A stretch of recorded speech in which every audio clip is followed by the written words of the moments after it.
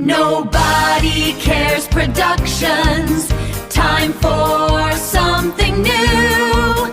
An original musical from us called Bloody Strange for You. We've got dreams and duct tape and a half-lit stage.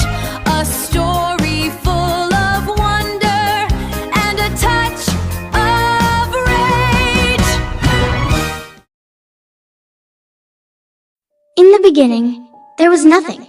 At least, that is how it seemed to the man. To him, existence began in absence, an empty expanse, hollow and unfeeling.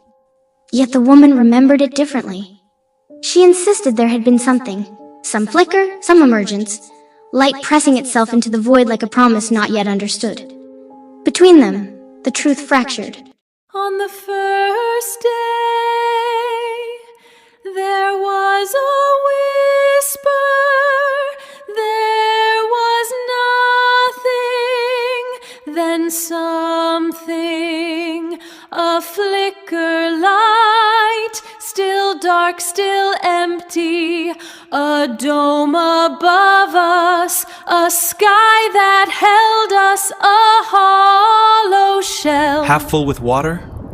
Animals to cherish, to hunt, to kill, to love, to conquer. You wanted more, so I became. You took my rib, an extra gift, a burden to share, but we had each other. You tempted me, I gave you fruit, you gave me sin, I gave you knowledge, you got us thrown out, the serpent! Excuses! Life and birth, war and work, blood, blood, blood and more blood! Shirley's only gentle tether to the outer world came in the form of those she called the witnesses. Quiet figures who arrived without announcement, bearing books, small offerings, and the rare gift of listening. They never crossed the threshold, never lingered long. Yet in their distance there was a strange mercy, for though they would not enter her world, they sustained it. I'll give it back real soon, I promise. I just haven't finished with it yet, but you'll get it back. Are you witnessing me? Are you judging me? It's a small house, but it is cozy. It has wheels, but it's not a trailer. Don't judge me. My home is not a trailer, and there's nothing... Don't judge me. It's not a trailer. It's a home with wheels, not a place to run. It carried beasts, now it carries one, and me beside him where I belong. A perfect home for a perfect man, a perfect love that I understand. He feeds me, needs me, says I'm enough. The man, Charlie, exists in stark contrast to her fragile optimism. Once known as Chuckles, a clown who brought laughter to children beneath bright circus lights, he has long since abandoned joy. His face, once painted with exaggerated delight, now carries only bitterness. His life has devolved into labor, unpleasant, degrading labor, cleaning the refuse of elephants for a living. The transformation is not merely professional, it is spiritual. One evening, Shirley rests uneasily on a bench inside their makeshift home. The quiet is broken when Charlie emerges abruptly, still clad in the remnants of his clown attire, wielding a shovel with mounting frustration. Look at this! Look at this thing! You call this garbage a tool I can bring? 6 p.m., new shift, new hell. And this weak shovel, I might as well shovel shit with a spoon, or my hands or my teeth, while you sit dreaming beneath your grief. It's the best they had. Worthless, useless, a Another sunrise on the dung heap. Worthless, useless, all you do is excuse this. I shovel mountains, mountains of dung, while you flap those lies from your sagging tongue. She absorbs his insults as though they are the natural cost of companionship. Still, small cracks begin to show. She admits that the peanut shells he provides for food make her ill. The shells make me sick, dear. Complain, complain. They scrape my throat, they taste the same. Day after day, it's all the same. Fiber for you, that's what you need. Not sugar, not salt, just chew and bleed. Can't I taste something sweet again? You were a happy clown, you wore a painted crown. It was just painted on, but I believed. You believe everything. You made me a dog, I made a living. Butterflies, dragons, dreams in your hands. Drunk on cheap whiskey, taking demands. Smile for the children, die for the show. It's not fair, Charlie. I can't paint on my mouth like you. I can't draw on a large smile. I wish I could. I feel like death, I feel sick. This train car smells like animal waste and peanuts. I stay here for you, for us, for our marriage. I still love you. I love the clown that rode a unicycle and made the children butterflies with skinny red balloons. It's our anniversary, Charlie. Take me out, please, like you did last year, when our rail car was parked by the Hudson River and we heard the seagulls. Seagulls, the only animals that shit more than elephants and make more noise than you. I was naive. I was hungry. I sang and danced and let them throw cream pies in my face. They sprayed seltzer water in my underpants. I rode a tricycle with a monkey in the basket. It was humiliating. How come you spend so much time with the bearded lady? Why are you so jealous? Because she has whiskers. Because she is more of a man and woman than you'll ever be. Because her father didn't have to beg a random circus clown to take his only daughter and marry her because of a bad poker hand. I've got a poker game to play. We're gonna be a while, so disappear. Oh, Charlie, it is you who must leave. Why? Because you're not real.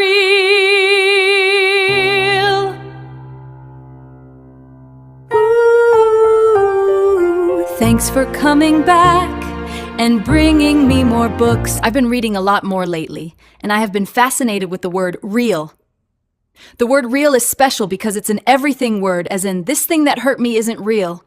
Or an adjective, like he was real mean. Or a verb, I need to reel in a better fish.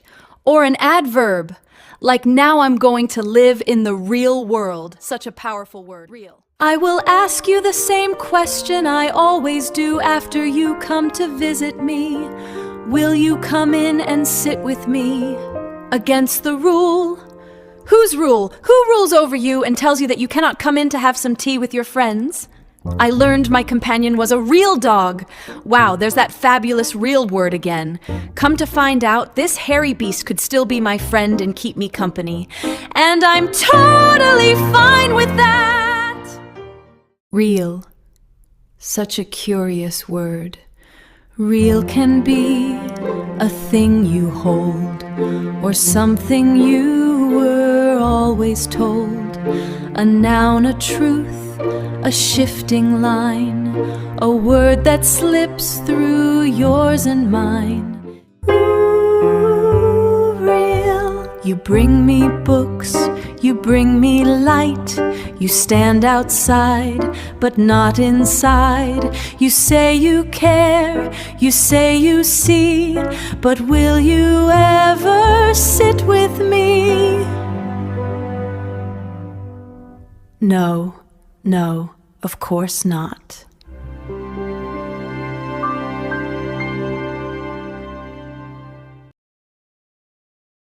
When she calls for him, he emerges not as an equal, but as a bounding appetite, thrilled at the sight of a ball. The transformation is grotesque, comic, and sad. Shirley plays fetch with him. He pants in circles and begs. She praises him as a good boy, offers him treats, and asks for tricks. To Shirley, he is a pet. To himself, he remains maddeningly articulate. Shirley hears only barks, consciousness trapped inside instinct and humiliation. She feeds me milk bones, I roll over and give her a paw.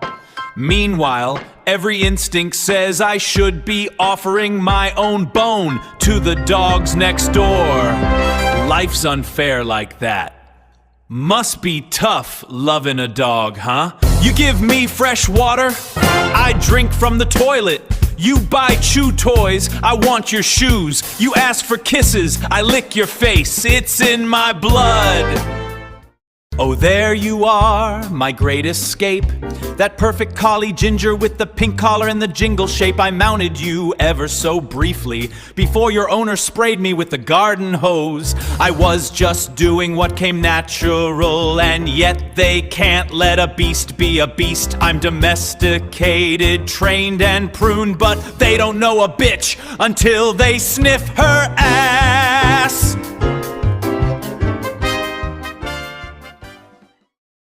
Chaz, calm down. Chaz, you sit down this instant. That's it, Mr. Chaz. You leave me no choice. The vet said it would calm you down. You took them. Two little things I used to own, two little seeds I could have sown, gone with a snip, a polite decree. Best for the dog, but what about me? It's for the best! Best for who? No more chase, no more fire, no more teeth, no more desire. A quiet dog, a docile pet, a neutered life I won't forget.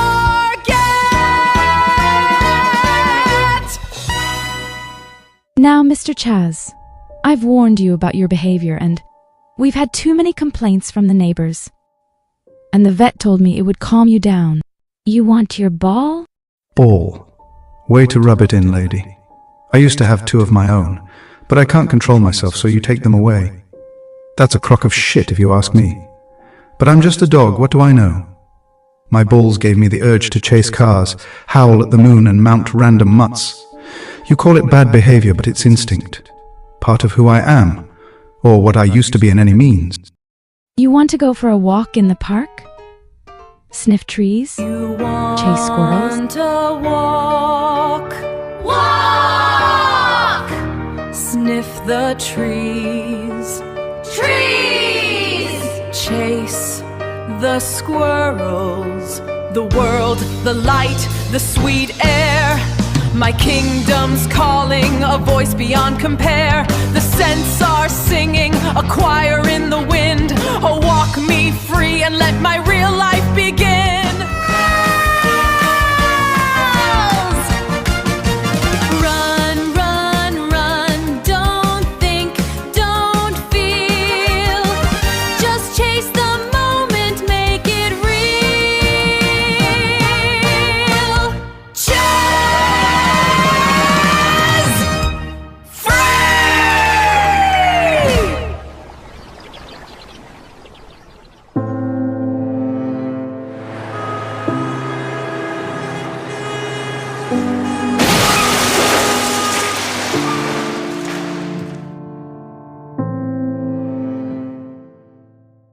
I chased the scent, I chased the sky, I forgot that things still die. Now I stand where I once ran, not a beast and not a man. Roots below me, arms stretched wide, no more hunger left inside. Trees are alive too, you know. Maybe a few rungs lower on the ladder of creation, but alive all the same. Not like a rock, not like a twig. And so, in my haste to breathe in the musky bark of a dying oak, I perished myself. The air was fresh that morning, and breaking free of that leash made me forget I was mortal. For a moment, I was neither man nor animal, just something empty, drifting. I came to rest beneath the branches in the park.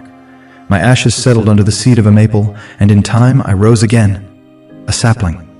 From there I watched the weeping widow in the house, crying her quiet tears of sadness and regret. But there is no regret here. I was a bad dog, and a worse man, but as a tree, I am steady. My roots hold firm. I am always growing, my arms reaching outward. One day, my leafy fingers will tap against your window, just to remind you, you're not alone. I saw my leash lying at your feet for a long time. It looked like an empty noose. I'll admit I was afraid you might be tempted. But you're stronger than that, Shirley. It's been 10 years, you still return. I read your books, I try to learn, but truth is something I can't hold. It shifts, it cracks, it can't be told. Was he a man? Was he a beast? Was he my love, or just a feast of all my fears, my hunger, pain, a ghost that wore a human name?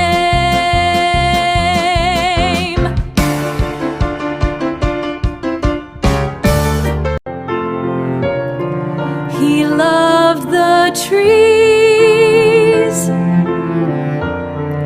and maybe once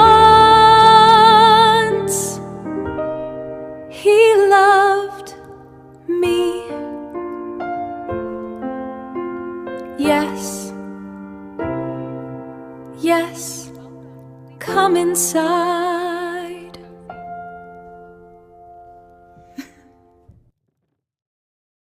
Don't you worry about a thing, nobody cares, so let's just sing, nobody cares.